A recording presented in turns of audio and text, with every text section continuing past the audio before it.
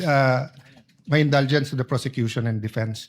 Just to the witness, please correct me kasi hindi ako techie talaga dyan. So sabi mo, pag ino-authenticate mo, you get the video tapos may hash. Yes, Your Honor. So you get the hash tapos you download the video. Tama po ba?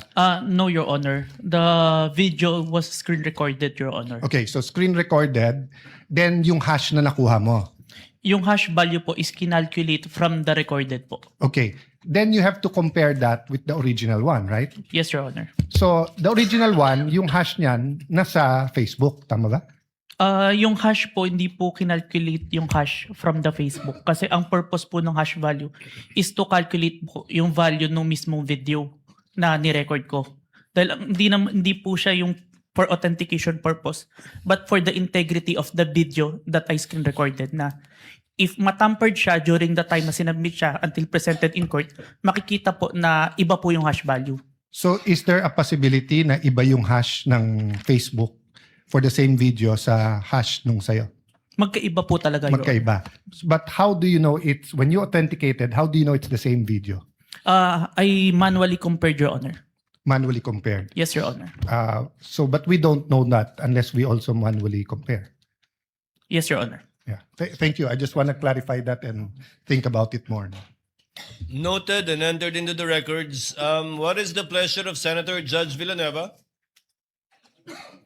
Mr. Presiding Officer, in relation to what Senator Judge Alan Cayetano mentioned, may I just be allowed to ask a clarificatory question in relation to that particular matter? Senator to the Judge witness? Villanueva may do so. He Thank has you. 2 minutes. Thank you. Mr. Witness, I was listening attentively earlier and you made mention that the live stream video was recorded using Open Broadcaster Software or OBS. Just for the benefit of the court, could you briefly explain what OBS is and how it was used in the course of your investigation?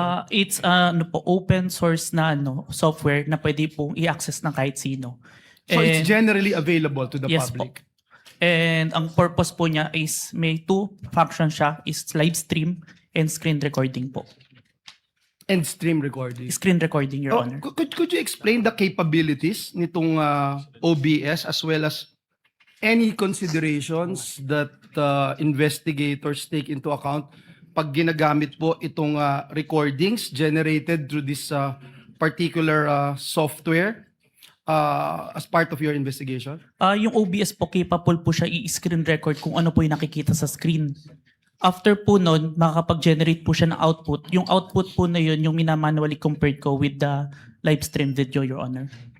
To authenticate. Yes po. Thank you. Thank you, Mr. Presiding Officer. Thank you, Sir Witness. Thank you, Your Honor.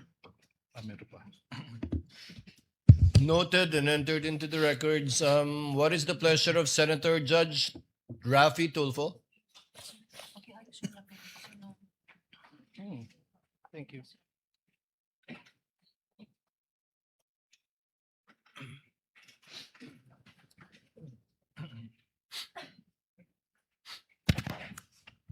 Mr. Presiding Judge, just a statement. The gentleman may proceed. In Rule 132, Section 17, it is not mandated that the whole record be shown to the court. The video being shown in open court and it being in evidence is completely different. That's all, Mr. Presiding Officer. Noted and entered into the records. What is the pleasure of Senator Judge Pangalinan? Yes, Mr. President, just one or two quick questions to The the. gentleman may Witness. proceed. Witness Yes. will please answer the questions of Senator Judge Pangalinan. He has 2 minutes. Yes, Mr. Kalilong, ikaw nabanggit mo kanina na nag-training ka, no? Yes, Your Honor. Hindi lang dalawang linggong training lamang ang nakuha mo, tama ba 'yon? 2 linggo on the start, pero during the tinetrain po ako ng chief ko. During the So process. continuing training. Yes po, kasi nagpe-present po ako sa At court. saan yung training? Na Yung- sinabi mong 2 linggo, nabanggit mo ba? Sa office namin siya ginawa, pero ang nag-handle is MaxCore po. Ano yung Max for? MaxCore Interventures. Ano nga yun? Provider po namin ng forensic softwares. At kumpanya siya Yes po. ng computer Ng mga pang-forensic po. forensic. Okay, Yes, thank Your you. Honor. Thank you.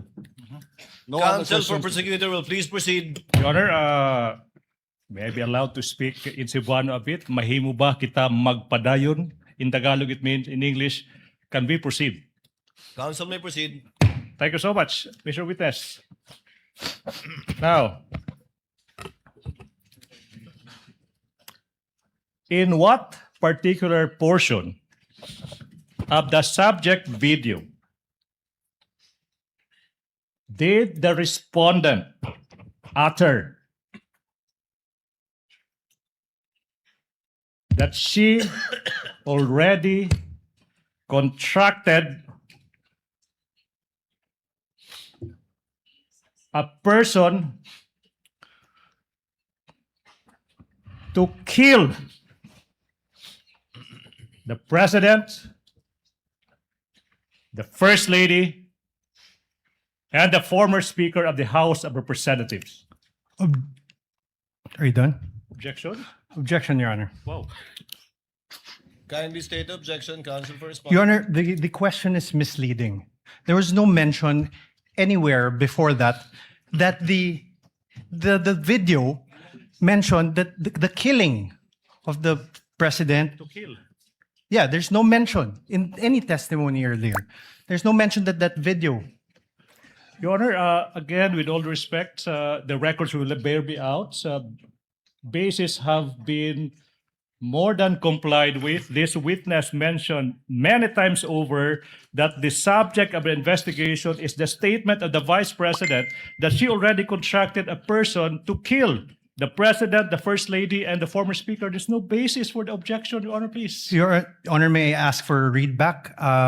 He was the only party who said that, Your Honor, not Kindly the... use the third party in referring to opposing counsel. Yes, Your Honor. If I may, Your Honor. May I ask, Your Honor, for a... Let the counsel for defense finish his statement. May I ask, Your Honor, for a reading of the transcript, as the witness, to my recollection, never mentioned that the Vice President did those things. All right. If I may, Your Honor, please. Counsel, kindly lay the basis. Yes, Your Honor, please. Now, Mr. Witness, you said that your office, the NBI, conducted an investigation for a statement made by the Vice President noong Nobyembre 23, taong 2024. Naalala mo yun? Objection, Your Honor. Oh. Your Honor, please. What is the basis of the objection? Your Honor, it's leading. Your Honor, please. If I may, Your Honor, please. Do you remember? Leading, Your Honor. If I may, Your Honor, please, I'm just giving into what the defense wants. The record will bear me out. This witness mentioned so many times over that he investigated the statement of the Vice President uttering that she already contracted a person. The whole nation is listening. The chair will Your make Honor, a ruling. so The many objection- words leading. The chair will make a ruling. The objection is overruled. Earlier, chair noted, I have it in my notes, that the question was propounded by counsel with respect to the 11/23/24 incident that was the subject matter of a digital forensic examination by the witness pertaining to the former Vice President. That was the instance, if the counsel will recall, that counsel for the prosecutors asked the witness if he knew who the Vice President was. So the objection is overruled. Witness may answer. Your Honor, may I state for the record, my objection is on the part of the question where he said that the Vice President hired someone to kill the President, the First Lady, and the Speaker of the House, not on the identification of the Vice President. Your Honor. Noted. Court already made a ruling. Witness will answer. Mr. Witness, naalala mo ba yung tanong? Can you repeat the question, Okay, sir? now. Kindly repeat the question, counsel. In what particular portion of the subject video in that online media conference of the Vice President did she utter that she already contracted a person to kill the President, the First Lady, the former Speaker? In what portion? Objection, Your Honor. What Sir, is the objection? Your Honor, this honorable court already ruled on this question. The discussion later on was on the leading question made by the prosecutor. If you recall, Your Honor, this honorable court said prosecutor please lay the foundation, the basis for your question? Your Honor, please, if I may can respond to... The presiding officer will ask the witness. Mr. Witness, out of the 2 or more so hours of video that you downloaded, do you know if at all the timestamp that pertains to any statements made by the Vice President pertaining to any of the allegations in the articles of impeachment, particularly Article 4, the subject matter of this case, in relation to alleged threats made by her in that video? Yes, Your Honor, but may I refer to my investigator's note, Your Honor? You may do so. Senator Cayetano is recognized. Mr. Presiding Officer, Alan Cayetano. Sorry, may I know from the records, is this the first time that the witness mentioned that the Vice President uttered threats against the President, the former Speaker, and the First Lady? Your Honor, if I may, there was because if no it's the- mention at all. No, yes. Sorry, apologies. No, Your Honor. because if it's the first time, precisely the rule says that you cannot allow leading questions. Whether it's from the judges, whether it's from the presiding officer, or from the defense, or the... So meaning, you lay the basis. Simply, you ask him, ano yung laman ng video? Pag binanggit na niya, na may ganito sa laman ng video, then you can ask him na directly what part. So, all of us want to expedite it, but let's follow the rules. So that's why I'm asking, has this witness this afternoon, I missed a portion because I have a headache and I had to eat before I drink medicine, but I was watching sa TV. But hindi ko pa narinig na sinabi niya to. Kasi kung hindi pa niya sinabi, Mr. Presiding Officer, can we just follow the rules and just lay the basis, ask him kung ano laman ng video, let him testify, tapos pag binanggit niya, then you can ask him, hindi na siya leading. But we shouldn't really ask leading questions because we'll violate the rules. So excuse me, but I'll just be very particular when it comes to the rules, and it's not against any group. Mr. Senator Presiding Judge Officer. Cayetano, it will take some time before we can quote-unquote appeal to the records. I'm trying to have them get it. But in lieu of that, that's why the chair tried to intervene.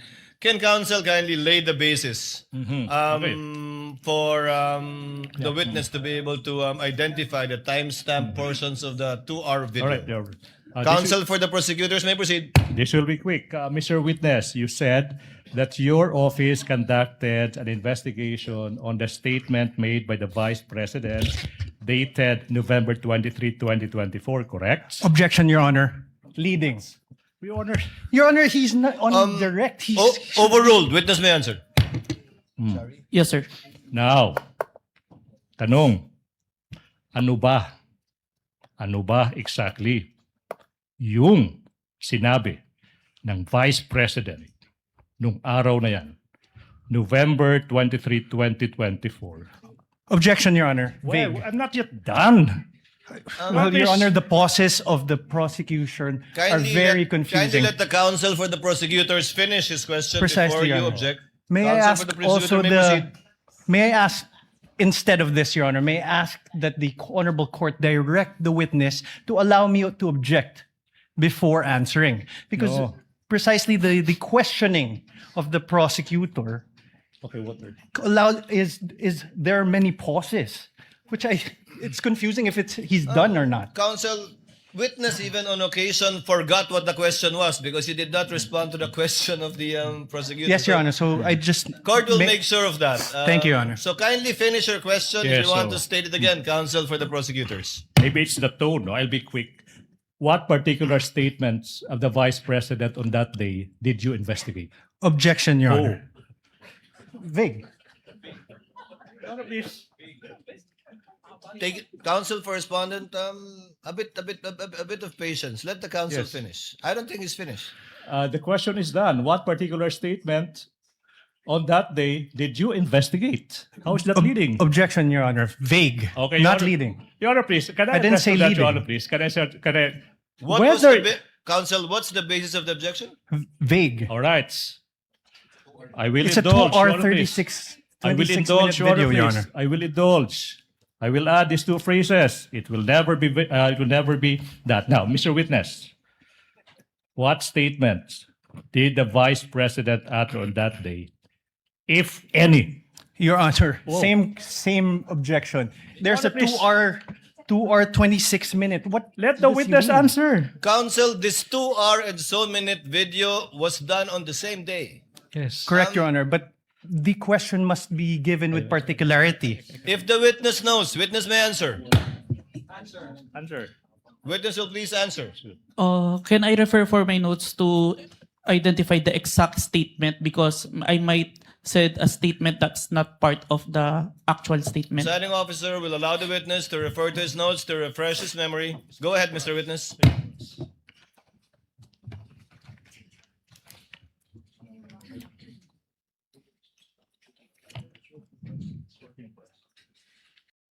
The specific statement, quote and quote, yes, huwag kang mag-alala ma'am sa security ko kasi may kinausap na ako na tao.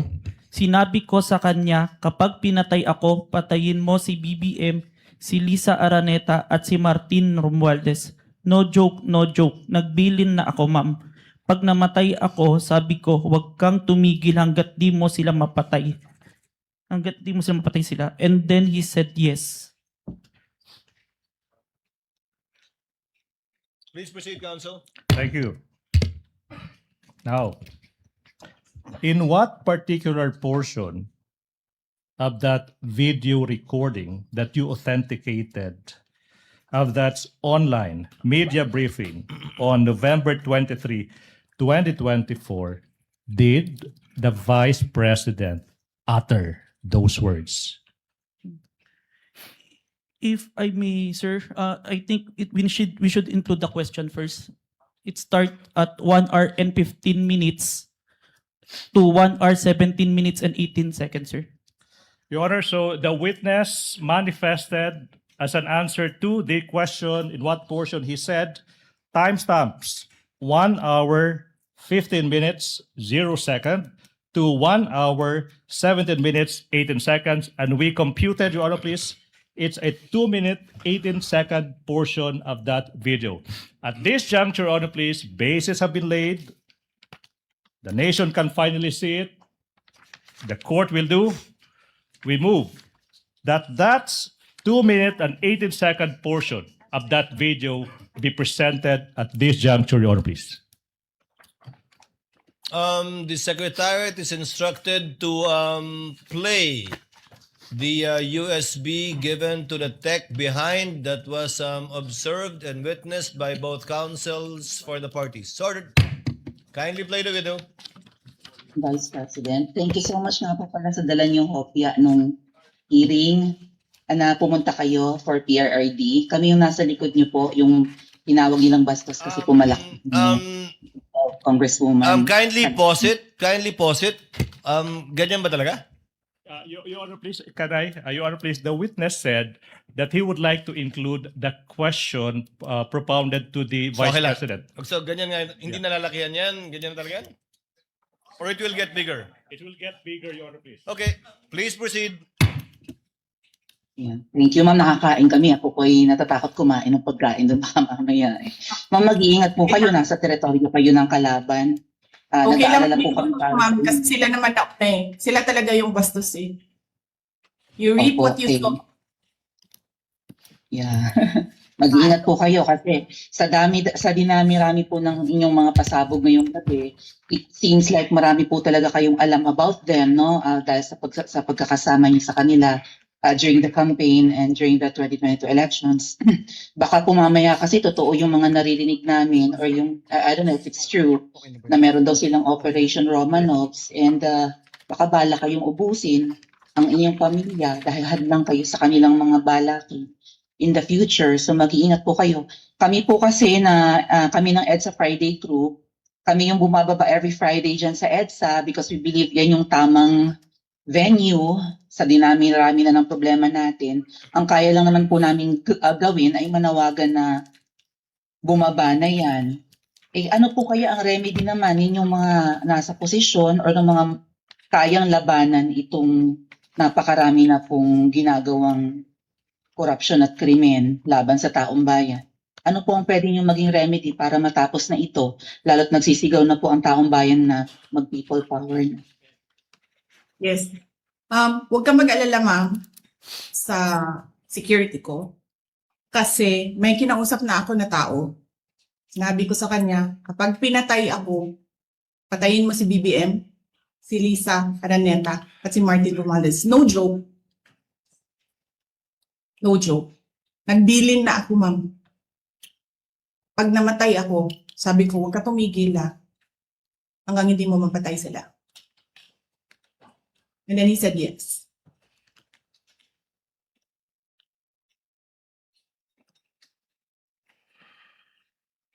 That's the end of that 2-minute and 18-second portion of the video, Your Honor, please. Pwede ba kita magpadayon?